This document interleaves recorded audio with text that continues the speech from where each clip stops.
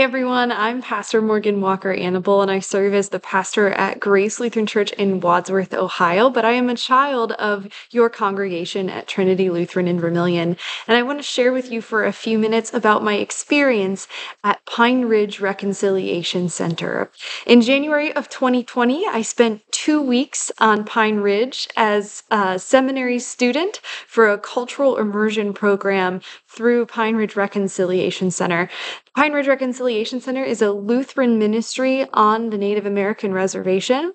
They help to raise awareness of conditions on the reservation as well as the history, the often difficult history of how Native Americans have been treated in our country.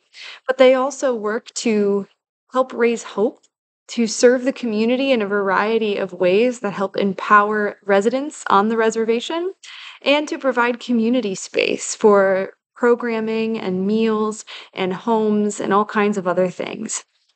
One of the things that they offer are children's programs. While I was there, I got an opportunity to participate almost every day during the week in children's programming after school, where they invite children from the reservation into the center, where they give them a warm meal, where they provide programming and fun and games to help provide community. And the reservations and the center still continues that work. They have programming weekdays after school and on Saturdays for older kids, where they take them to all kinds of fun things. One of the things they're also doing right now is they offer a day shelter for folks who are homeless or don't have a place to go. I was there in January of 2020, and I can tell you it was a cold, cold couple of weeks in the middle of South Dakota in the wintertime. So what they're doing there and simply providing space is incredibly important. But when we went, one of the things we asked them is, what do you need? Is there anything that we can bring with us, that we can pack with us that would be helpful? And the biggest need at the time was socks. And between their children's programming and the homeless folks that they often work with, many of them did not have clean socks or would come with wet socks. And when it's wet and cold in the winter in January, that's not so good.